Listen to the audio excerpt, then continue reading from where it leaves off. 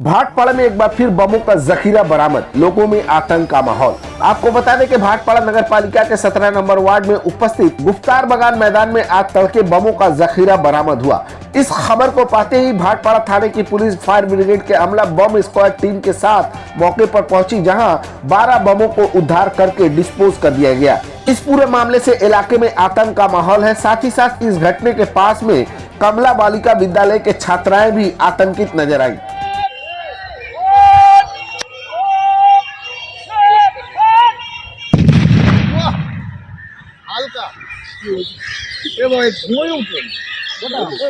আপনার ওয়ার্ডে লাগোয়া এসিপি প্রাইমারি স্কুল, সেইখানে বোম, কি বলবেন ভোটের আগে?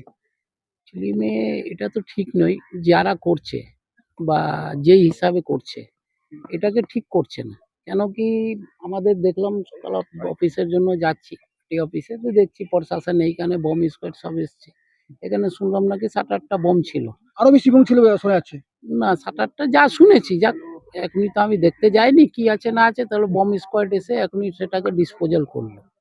তো ডিসপোজাল করার বড় ব্যাপার নেই, এখানে যে বমটা রাখা রয়েছে সামনে লোকসভা ইলেকশন, ঠিক আছে, এইভাবে যেইভাবে এখানে বম রাখা হচ্ছে এটাকে শান্তিকে একটা শান্ত করার এখানে চক্রান্ত আবার চেষ্টা করা হচ্ছে। 2019 সালে যেইভাবে এটাকে ঠিক করা হলো ভাটপাড়াকে, যেইভাবে অশান্তি হয়েছিল, হিন্দু মুসলিম রাইট থেকে আরম্ভ করে সবকিছু হয়েছিল, তো এটাকে আজকে মোটামুটি অনেক রিকভারি করা হয়েছে। রিকভারি না জিরো করাতে কি হবে, কিন্তু আবার দেখছি ইলেকশন এসে আবার দেখছি এখানে বম রেখে একটাকে শান্ত এলাকাকে শান্ত করার জন্য কাদের দিকে ইঙ্গিত দিচ্ছেন? কাদের দিকে মানে ইঙ্গিত এটা কিছু লোক আছে যে অ্যান্টি সোশ্যাল বিজেপি কি লোক আছে, ঠিক আছে, ওই সবগুলো এটা করছে।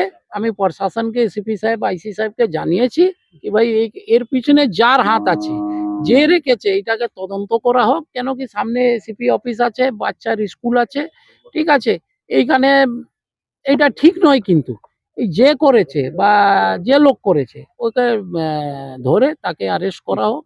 আর আইসি সাহেবকে এটাও বলেছি সামনে ইলেকশন আছে, যে অ্যান্টি সোশ্যাল লোক আছে যে এইসব জানবেন কি এইসব কিছু করবে, তাকে ভাই আটকে অ্যারেস্ট করার জন্য, আটকানোর জন্য সেটাকে ব্যবস্থা বিরোধীরা করবে। বলছে যে শাসক দল এই বোমগুলো লুকিয়ে না রেখেছে। না, শাসক দল কি ব্যাপার? শাসক দল মামাটি মানুষ, মমতা ব্যানার্জি আদেশে তো আজকে সবকিছু প্রকল্প যা উনি দিয়েছেন এই হিসাবে মানুষকে আমরা যথেষ্ট কাজ করার, যথেষ্ট তো এইসব করার কি দরকার আছে? এইসব কাজ বিজেপির।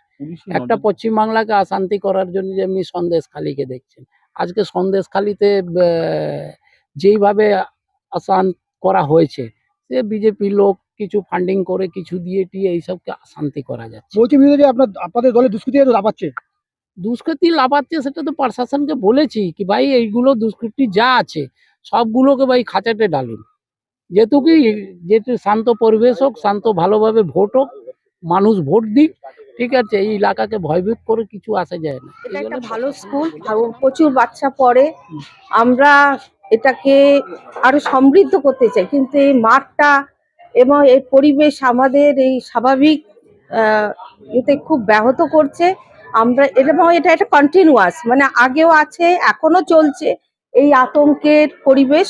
তাই আমরা বারবারই আগেও প্রশাসনকে বলেছি, অনুরোধ করেছি, এখনো আমরা বলতে চাই একটা সুস্থ পরিবেশ রক্ষা করা যতদূর তাড়াতাড়ি আপনারা করুন। এই কন্টিনিউটি ব্রেক হোক, যে একটা সব সময় এই অঞ্চলের এই সমস্যা একটা থেকে যাচ্ছে, এবং এটা যে কোনো সময় আমাদের অতীতেও একটি ছেলে সে হাত ফুইয়েছে, চোখে আঘাত পেয়েছে 10-12 বছর আগে। তার মানে এই কন্টিনিউয়েশন, এই আতঙ্কের কন্টিনিউশন যেন থামছে না।